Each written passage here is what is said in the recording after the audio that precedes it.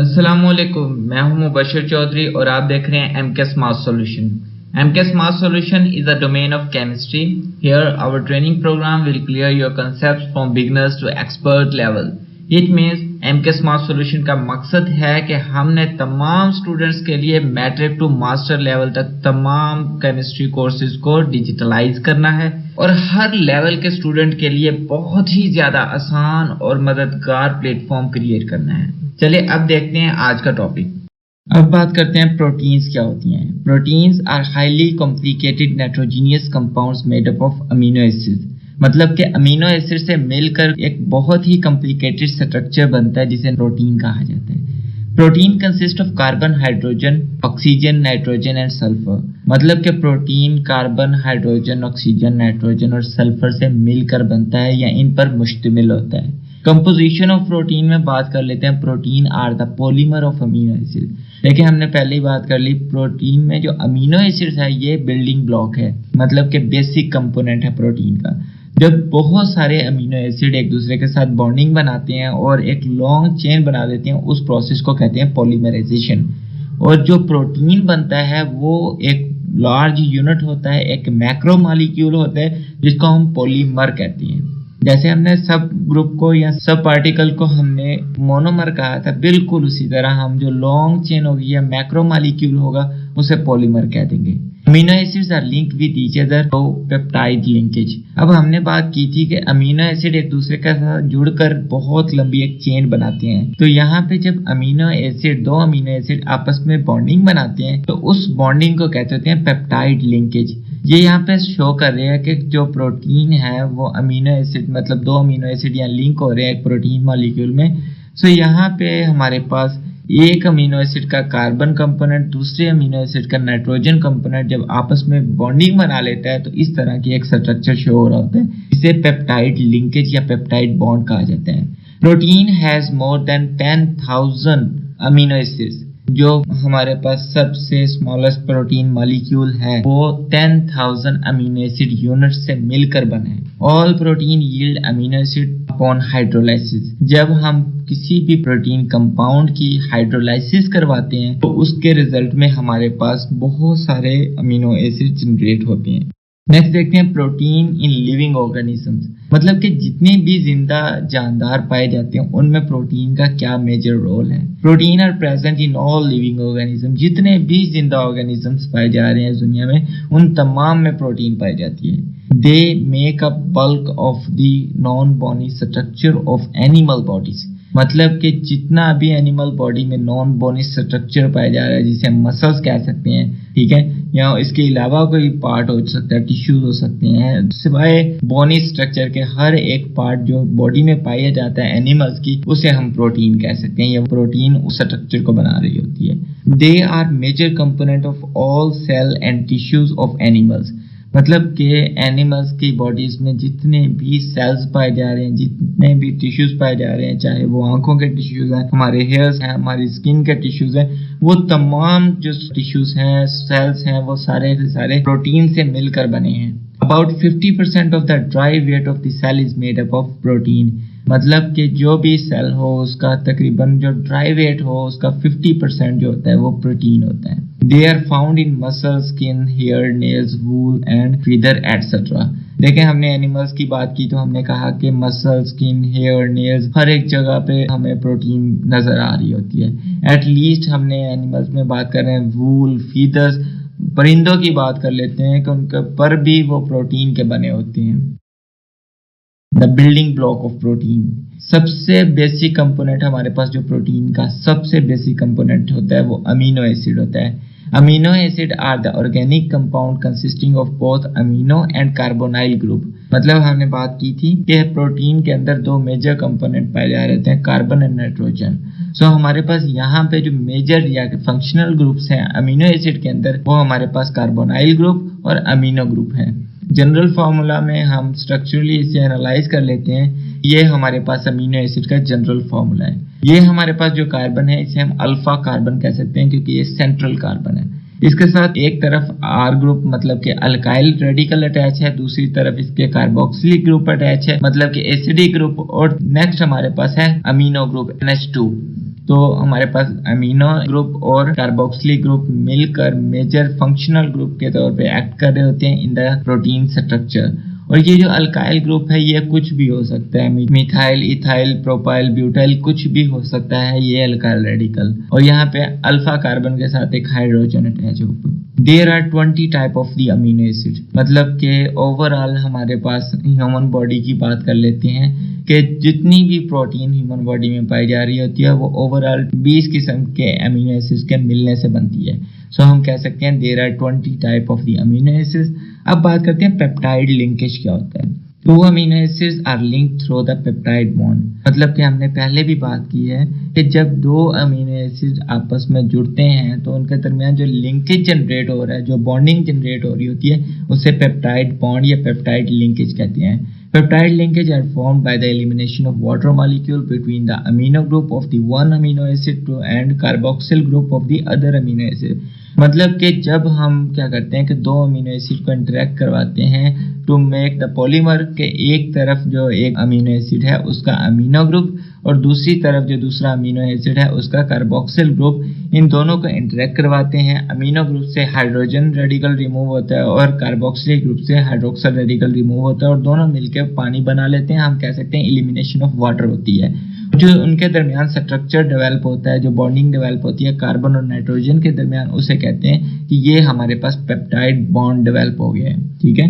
When the thousand of amino acid polymerize then they form protein, मतलब कि जब हजारों अमीनो एसिड मिलकर एक लंबी चेन बना देते हैं, एक मैक्रो मॉलिक्यूल बना देते हैं, उसे हम प्रोटीन कह सकते हैं। स्ट्रक्चरली हम इसे क्लेरिफाई कर लेते हैं। यहाँ पे हमारे पास दो अमीनो एसिड है, ये हमारे पास अमीनो एसिड 1 है, नेक्स्ट हमारे पास अमीनो एसिड 2 है। अब देखें नंबर 1 जो हमारे पास अमीनो एसिड है इसका कार्बोक्सिल ग्रुप और उसके बाद नंबर 2 अमीनो एसिड इसका अमीनो ग्रुप, ये दोनों आपस में इंटरैक्ट कर रहे हैं। अमीनो ग्रुप का हाइड्रोजन और कार्बोक्सिल ग्रुप का हाइड्रोक्सल आपस में इंटरैक्ट करते हैं और वाटर बन के इलिमिनेट हो जाते हैं रिएक्शन से। और उसके बाद जो हमारे पास स्ट्रक्चर आ जाता है ये हमारे पास पेप्टाइड लिंकेज की एक बेस्ट एग्जांपल है। देखिए यहाँ पे कार्बोक्सिल ग्रुप का कार्बोनाइल और उसके बाद अमीनो ग्रुप का नाइट्रोजन आपस में लिंक्ड अप हो गए हैं और ये जो इन दोनों के दरमियान बॉन्डिंग पाई जा रही है हम कह सकते हैं कि इसे पेप्टाइड बॉन्ड या पेप्टाइड लिंकेज कहा जा सकता है। नेक्स्ट बात करते हैं sources and uses of amino acid. Amino acid के सोर्सेज और इस्तेमालात क्या हैं, वन बाय वन हम अच्छे से इसे एनालाइज कर लेते हैं। हर एक इस्तेमाल को हर एक सोर्स से रिलेट करते हुए हम उसे ब्रीफ करते हैं। Each amino acid has its specific source with the specific function। Her amino acid का एक मखसूस सोर्स होता है और उसका एक मखसूस फंक्शन होता है। फॉर एग्जांपल हम बात करते हैं एनिमल्स प्रोटीन। एनिमल्स प्रोटीन्स कौन कौन सी हो सकती हैं, जैसे meat, mutton, chicken, fish, eggs etcetera. देखिए जितने भी एनिमल्स पाए जा रहे हैं, जैसे हम एनिमल से मीट भी ले रहे हैं, मटन भी ले रहे हैं, चिकन भी हमारे पास जो गोश्त मिल रहा होता है वो भी प्रोटीन होती है, फिश में जो हमें गोश्त मिल रहा होता है वो भी प्रोटीन होती है, एग्स में भी प्रोटीन होती है। सो ये सारे थे हमारे पास एनिमल सोर्सेज ऑफ प्रोटीन। अब बात करते हैं इनके यूजेस क्या है, इस्तेमालात क्या है। These proteins are used as a food by human beings। मतलब ये जितनी भी प्रोटीन्स हमने बात की, meat, mutton, chicken, fish, eggs etcetera, ये जितने भी एनिमल प्रोटीन है ये इस्तेमाल की जाती हैं as a food by human beings. इंसान इसे खुराक के तौर पे इस्तेमाल करते हैं। They are essential for the formation of protoplasm। मतलब हम ये भी कह सकते हैं कि ये जो प्रोटीन है ये सेल का प्रोटोप्लाज्म बनाने के लिए इस्तेमाल की जा सकती हैं। ये बहुत ज़रूरी होती हैं सेल का प्रोटोप्लाज्म तश्कील देने के लिए। नेक्स्ट हमारे पास अब एंजाइम्स और प्रोटीन्स, मतलब कि जितने भी एंजाइम्स ऑर्गेनिजम्स में इन्वॉल्व होते हैं और डिफरेंट फंक्शंस परफॉर्म कर रहे होते हैं वो तमाम प्रोटीन्स की ही एक शक्ल होती है। They are produce in living cell, मतलब कि ये जो एंजाइम एज अ प्रोटीन होते हैं हमारे पास ये लिविंग सेल के अंदर ही पैदा हो रहे होते हैं, प्रोड्यूस हो रहे हैं। अब देखें एंजाइम्स का इस्तेमाल क्या है, मतलब इनके यूजेस क्या हैं। They are highly specific and have extraordinary efficiency।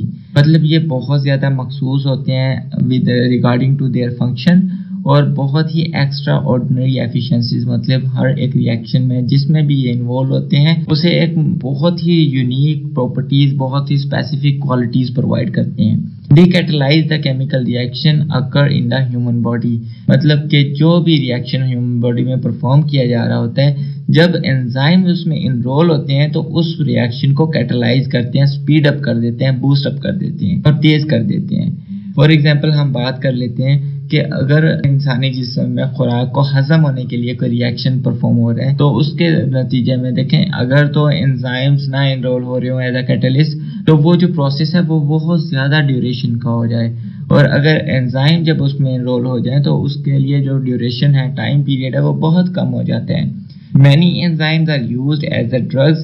They control bleeding and treat the blood cancer. मतलब बहुत सारे एंजाइम्स का फंक्शन है, लेकिन यहाँ पे हमने मखसूस फंक्शंस को गिनवाया है कि कुछ एंजाइम्स ऐसे होते हैं या कई एंजाइम्स ऐसे होते हैं जिन्हें ड्रग्स के तौर पे इस्तेमाल किया जाता है, मतलब कि मेडिसिन के तौर पे इस्तेमाल किया जाता है।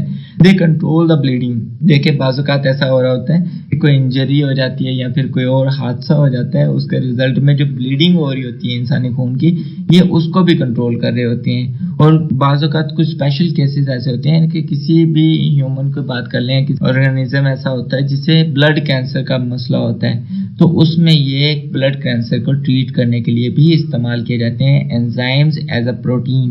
नेक्स्ट हमारे पास एग्जांपल है हाइड्स आर प्रोटीन। देखिए हाइड्स क्या होती हैं? हाइड्स जो जानवरों की खाल उतारी जाती है उसे हाइड्स कहते हैं। तो वो जो हाइड्स होती हैं वो भी प्रोटीन की ही एक शक्ल होती है। अब दूसरी बात करते हैं इस्तेमालात क्या हैं इसके uses. They are used to make the leather by tanning. जब खालों को टेनिंग का प्रोसेस से गुजारा जाता है, हाइड्स को टेनिंग का प्रोसेस से गुजारा जाता है, तो वो लेदर बनाने के लिए इस्तेमाल किया जाता है, चमड़ा बनाने के लिए इस्तेमाल किया जाता है। अब देखें लेदर में क्या कुछ बनता है। लेदर में बहुत सारे लेदर के इस्तेमालात हैं। Leather is use to make the shoes, jacket, sport items etcetera. तो यहाँ पे देखें हमने बात की कि लेदर बनाने के लिए हाइड्स इस्तेमाल की जाती हैं, खालें इस्तेमाल की जाती हैं by the process of tending. और दूसरी बात हमने किया कि लेदर किन मामलात में इस्तेमाल की जाती है। लेदर जिंदगी के हर एक पहलू में इस्तेमाल की जा रही होती है। जैसे शूज़ बनाने के लिए लेदर इस्तेमाल की जा रही होती है, उसके अलावा जैकेट्स बनाने के लिए, उसके बाद स्पोर्ट्स आइटम बनाने के लिए लेदर इस्तेमाल की जाती है, और इस तरह बहुत सारी और एग्जाम्पल्स हैं लेदर से रिगार्डिंग। नेक्स्ट बात करते हैं प्रोटीन इन बोन्स। उन प्रोटीन्स को डिस्कस करते हैं जो बोन्स में पाई जाती हैं। Bones on heating give gelatin. Gelatin बहुत ही इफेक्टिव प्रोटीन होती है। जब हड्डियों को गर्म किया जाता है तो जेलेटिन उनमें से निकल रही होती है। आपने भी कभी देखा होगा, अगर आप गोश्त वगैरह बना रहे हो और उसमें कोई ऐसी हड्डी हो जिसमें मतलब जैसे बाजू की हड्डियां हो गई या फिर इस तरह का स्ट्रक्चर हो, तो उसके अंदर देखते हैं तो उसके अंदर एक बहुत ही चिपचिपा सा टेस्टी सा मादा होता है ना, तो उसको जेलेटिन कह सकते हैं। ठीक है, जस्ट कंसेप्चुअल बेसिस पे बात कर रहा हूँ कि उसको कह सकते हैं। बोन्स में से जेलेटिन निकालने के लिए उसे हीट अप किया जाता है, और जो वो जेलेटिन है वो भी प्रोटीन की ही एक शक्ल है जो हड्डियों से निकाली जा रही होती है। अब इसके इस्तेमाल क्या हैं, यूजेस क्या हैं। Gelatin is used to make the bakery items. मतलब कि बेकरी में डेयरी से रिलेटेड जो प्रोडक्ट्स बनाई जा रही होती हैं उसमें भी जेलेटिन का बहुत ज़्यादा अहम किरदार है। मतलब कि प्रोटीन बहुत ही अहम कंपोनेंट काउंट होता है in the case of bakery item. Next बात करते हैं प्रोटीन प्लांट्स। अब प्लांट्स भी प्रोटीन प्रोवाइड कर रहे हैं, ये अलग कंसेप्ट है। देखते हैं प्रोटीन इन प्लांट्स में plant synthesize the protein such as pulse, beans etcetera. मतलब लोबिया की बात कर ले, बीन की बात कर ले, तो वो प्योर फॉर्म होती है प्रोटीन की। ठीक है, अगर हम उसे बॉईल करके या स्टीम करके उसे इस्तेमाल करें तो वो बहुत ही डायरेक्ट गेनिंग प्रोसेस है प्रोटीन से रिलेटेड। अक्सर जो बॉडी बिल्डर्स होते हैं या फिर फिजिकल इंस्ट्रक्टर्स होते हैं, ये खुद रिकमेंड करते हैं कि आप बीन्स को स्टीम करके खाओ या बॉईल करके खाओ, तो वो डायरेक्ट सोर्स होते हैं प्रोटीन के, और जिस्म को डेवलप करने के लिए या जिस्म की साख्त को डेवलप करने के लिए बहुत ही ज़्यादा अहम किरदार अदा करते हैं। अब बात करते हैं यूजेस ऑफ प्रोटीन या uses of plant protein. Plant से हासिल की गई प्रोटीन के इस्तेमालात क्या हैं। These are use as food, या खुराक के तौर पे इस्तेमाल किए जाते हैं। यहाँ हम सिंपल वर्डिंग में बात कर लें तो बॉडी स्ट्रक्चर को मेंटेन कर लिए, बॉडी में प्रोटीन की कमी या कुछ भी ऐसा कंपोनेंट होता है जो प्रोटीन से रिलेटेड होता है, उसकी कमी को पूरा करने के लिए इस्तेमाल की जाती है। नेक्स्ट बात करते हैं प्रोटीन द कंसेप्चुअल एनालिसिस। मतलब कि हमने अब पूरी की पूरी प्रोटीन का जो टॉपिक एनालाइज किया है उसे कंसेप्चुअली या उसे डायग्राम की फॉर्म में एनालाइज करते हैं। तो प्रोटीन को हमने डिफाइन किया था, proteins are the building block of amino acid, मतलब कि अमीनो एसिड से मिल के बनती हैं। या फिर हम इसे बहुत ही ज़्यादा सिंपली डिफाइन करना चाहें तो हम कह सकते हैं protein are highly complicated nitrogenous compound made up of amino acid, मतलब कि हजारों अमीनो एसिड लिंक्ड अप होते हैं और प्रोटीन का स्ट्रक्चर बना रहे होते हैं। हमने बात की थी प्रोटीन के अंदर जो अमीनो एसिड्स पाए जा रहे हैं लिंक्ड अप कैसे होते हैं। Proteins made up of the thousand of amino acid through peptide linkage, मतलब कि जब पेप्टाइड लिंकेज अमीनो एसिड को बॉन्डिंग में ला के जोड़ के आपस में सब यूनिट्स को मिला के एक लॉन्ग चेन या एक मैक्रो मॉलिक्यूल बना रहा होता है, तो उस स्ट्रक्चर को हम कह देते हैं कि ये प्रोटीन बन गया। अब बात करते हैं सोर्सेज ऑफ प्रोटीन। प्रोटीन के सोर्सेज क्या हैं, किन सोर्सेज से हम प्रोटीन्स को हासिल कर सकते हैं। तो सबसे पहला और मेजर सोर्स है हमारे पास animal protein, for example meat, mutton, fish, chicken, eggs etcetera, they are related to animals protein. Next plant proteins कौन कौन सी होती हैं, पल्स, बीन्स, ये सारी की सारी प्लांट्स प्रोटीन है। लेकिन ओवरऑल हम इसे एनालाइज करें तो ये सारे के सारे जो कंपोनेंट्स हैं ये बहुत ही ज़्यादा इंपॉर्टेंट सोर्सेज हैं to gain the protein for the body. Next बात करते हैं यूजेस ऑफ प्रोटीन। प्रोटीन्स के इस्तेमालात क्या हैं। देखिए हमने अभी बात की थी protein is used to form protoplasm. Protoplasm मतलब सेल का जो सबसे मेजर और सबसे इंपॉर्टेंट जो स्ट्रक्चरल कंपोनेंट है उससे बनाने के लिए इस्तेमाल किए जाते हैं। नेक्स्ट में हमने बात की थी कि enzymes are also a protein that act as the catalyst, मतलब कि ह्यूमन बॉडी की बात कर लें या ऑर्गेनिजम्स की बॉडी की बात कर लें तो जितने भी बायोकेमिकल या बायोकेमिकल मैकेनिज्म परफॉर्म हो रहे होते हैं उन सबको स्पीड अप बूस्ट अप करने के लिए जो प्रोटीन इस्तेमाल की जाती है उसे एंजाइम्स कहते हैं और वो एक्ट कर रहे होते हैं एज अ कैटलिस्ट। नेक्स्ट हमने बात की थी hides, the protein obtained from the hides. अब हाइड्स में से जो प्रोटीन निकाली जाती है that is very important in leather industries, मतलब कि ये लेदर इंडस्ट्री में बहुत ज़्यादा अहम होती है। नेक्स्ट बात करते हैं बोन प्रोटीन की।